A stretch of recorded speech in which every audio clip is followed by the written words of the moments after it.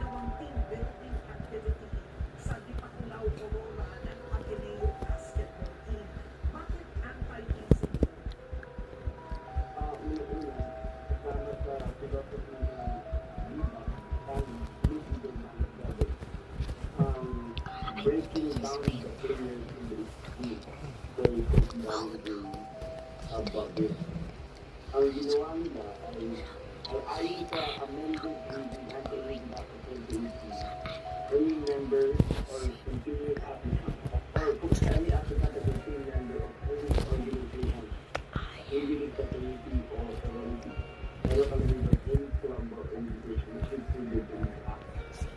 So ginawa nila ay in-expose nila sa weather at saka pansin doon sa napakasyalan ng lugar at dito sa Laos.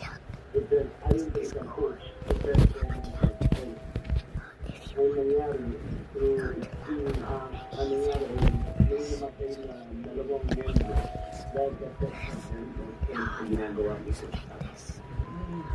Pero, Secretary Remulla, kasi ang hazing, iniisip ng ordinaryong Pilipino o ng marami, dapat may paglitan, may pumusok na nangyari, may pagbubugbog. Pagkakikita natin kasi yung training ng mga athletes, lumalabas din natin sa social media, sa Instagram, training ng World Cup, training ng NBA, makikita rin natin na matindi ang training nila. Paano pagkakilaban nila na hindi hazing ito? Ayon sa